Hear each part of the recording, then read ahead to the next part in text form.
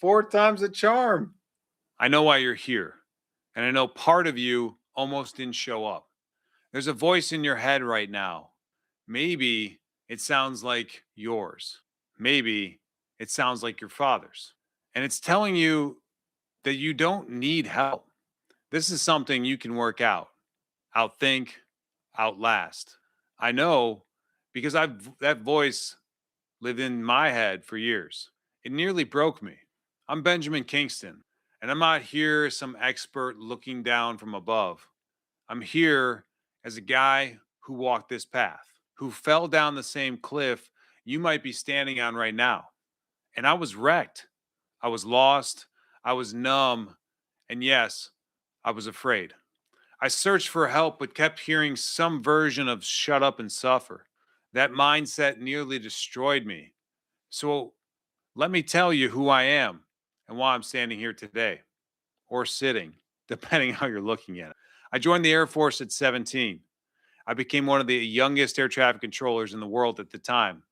And I worked in combat zones, lived across Europe and the Middle East. Eventually, I returned back to the United States to work at one of the top 10 busiest air traffic control towers in the country. And none of this prepared me for what divorce would do to my life. I'm not here because I read about recovery in a book. I'm here because I lived it. Nearly 7 years of intentional work. That's therapy, yoga, meditation, hundreds of miles on hiking trails, and getting outside in any way I could. From surfing to riding my bike, the outdoors were my home. And more importantly, hundreds of conversations with men just like you. But here's what I want you to understand right now before we go any further. The resistance that you're feeling right now, that's exactly where every man starts. Before we go any farther, I need to give you 5 truths. These are things I wish someone had told me in my darkest moments. They might sting a little, but they're going to set the foundation for everything else we're going to talk about today. First off, you are not damaged. Divorce doesn't make you broken, tainted, or unlovable. It makes you human. The right person will see your journey as strength, not as weakness. But first, this is the hardest part. You have to believe that this is you. You have to believe that you'll be loved again. That's not wishful thinking. That's the truth. But the path to love runs through your own healing first. And truth number 2, this isn't the ending, it's the beginning. The story you thought you were living has ended. That's true. But that ending is also the beginning. It's the beginning of something that could be bigger, better, more aligned with who you truly are. And there's a quote from Yvonne Chouinard that's changed my whole entire life. And it says, "The adventure starts when everything goes wrong." I believe that with everything I have because I lived it. And truth number 3, divorce is a gift. I know that sounds insane right now, but hear me out. Divorce is an opportunity to finally become the person you've always meant to be. It strips you away from the roles, the expectations, the compromises, and it forces you to answer the hardest questions you will ever ask yourself. That question starts with, who am I? That's not the curse. That's an invitation. And it's an invitation that most people never get. A truth number 4 here tonight: chasing the next partner is a shallow hole. The temptation is real. Fill the void with someone new. Jump back in. But here's what nobody tells you: jumping into another relationship without doing the work is just transferring the patterns to somebody else. You bring your own wounds, your own triggers, your unhealed parts right into the next relationship. This void isn't another person shaped, it's you shaped. And here's the stat that could sober or should sober you up: 67% of marriages end in divorce. 73% of third marriages also end in divorce. And if you don't do the work, history has a way of repeating yourself here. That's why these stats are so big. Truth number 5: numbing the pain delays everything. Alcohol, screens, meaningless relationships, and overworking, these don't heal, they postpone. And the pain you postpone compounds. The only way out is through. I spent years numbing, years.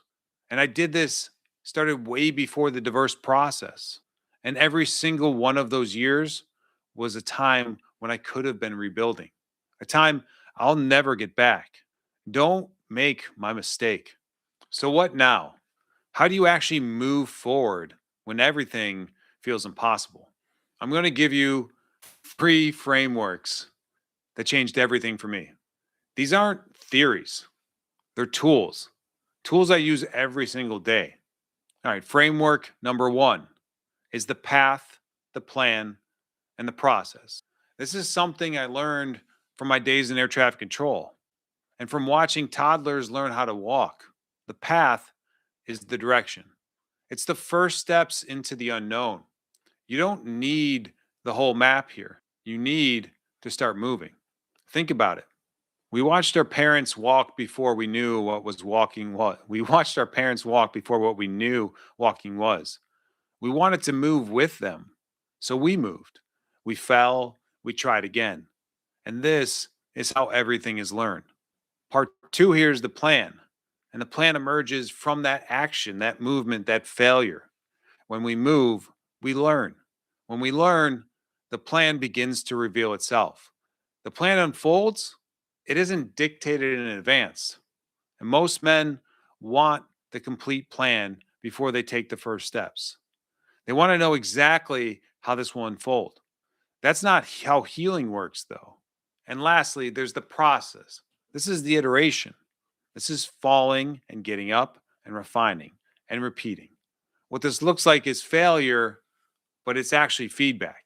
What looks like setback is actually data.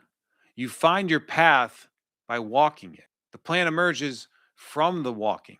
The process refines everything. All right, so framework two, the story you tell yourself. Here's maybe the most powerful thing I can tell you today.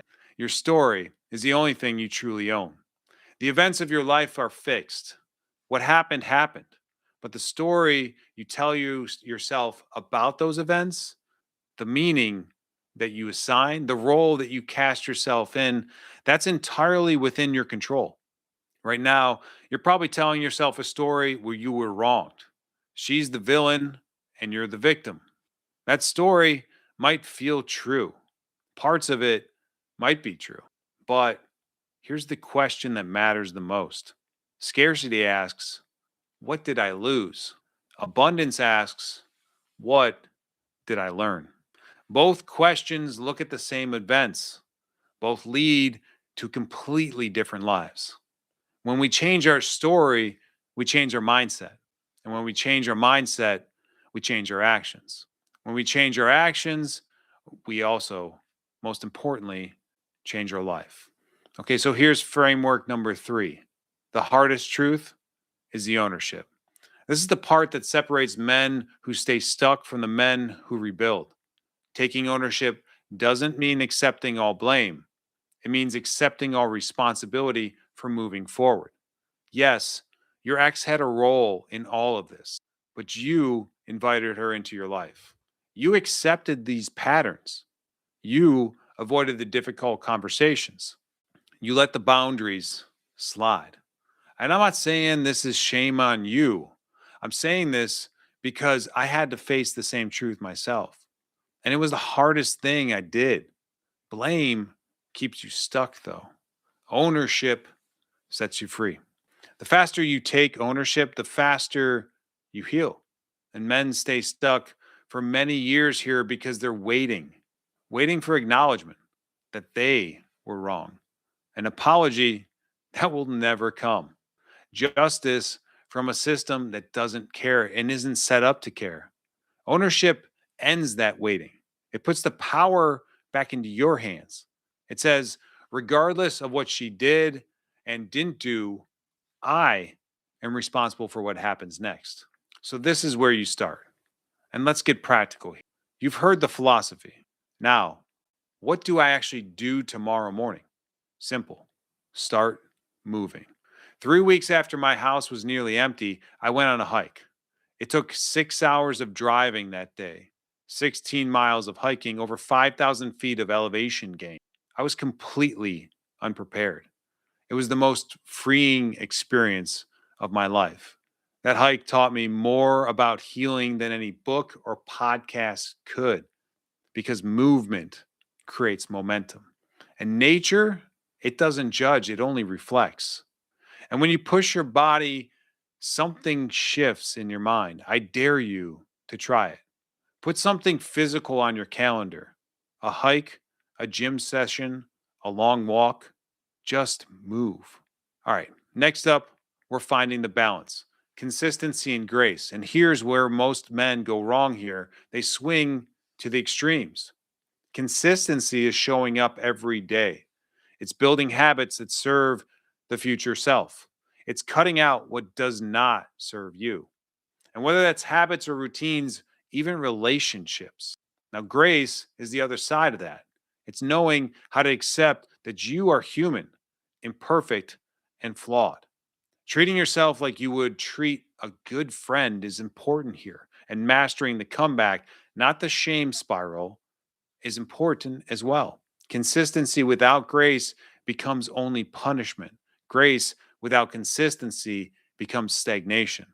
The rebuilt man needs both. And when you fall, and you will fall, the question isn't whether you failed. The question is, how fast can you get back up without beating yourself senselessly? So the important thing is mastering your three resources here. You have three resources that matter more than anything else during this time. Your time is your most precious resource. You can't get it back ever, no matter how much money or power you have. How you spent it right now is either compounding in your favor or against you. And energy is what fuels everything. You guard your sleep, watch what you consume. And I don't mean just food. The content that you intake, the people that you spend time with, the thoughts you entertain, that is where your energy goes. Lastly, your money matters, but not as much as you think. The best investment you can make right now is an investment in you. That's in your health, in your growing, in your healing. You got to stack those small wins. And here's something that will blow your mind: a 1% improvement every day compounds to 3,678% growth in a year. That's not motivational fluff, that's math. Small wins stack. That looks like making your bed, drinking water before coffee in the morning, taking 10 minutes of reading to start your day, and 20 minutes of movement somewhere in your day. These aren't trivial, they're foundational. So ask yourself every night, how did I get 1% closer today? That's all it takes. So, if you're here and you're watching tonight, you have a choice right now. You can close this webinar and go back to the story you've been telling yourself, one where you were wronged, where she is the villain and you are the victim. That story is comfortable, it's familiar, and it will keep you exactly where you are. Or you can choose a different story, one where the pain becomes the teacher, where ending becomes the beginning, where the worst thing that happened becomes the catalyst for who you were meant to become. I can't make that choice for you, but I can tell you the second story leads somewhere. The healing process, I thought it was all about finding someone who would never leave my side for a while, someone who would complete me. The most surprising thing, that person wasn't somebody else. It was me. It was knowing myself, discovering my past, and creating a clear vision of the future me. The person I was searching for had been waiting inside me the whole time. The journey never ends here. There's no one person, one thing, no stopping until the last breath. But each step forward is a step towards the man you will always meant to be, the man who's been waiting for you to find him. May awareness find you swiftly. And may you have the courage to act on what you see. Thank you for being here. I'm genuinely honored to walk this path alongside of you.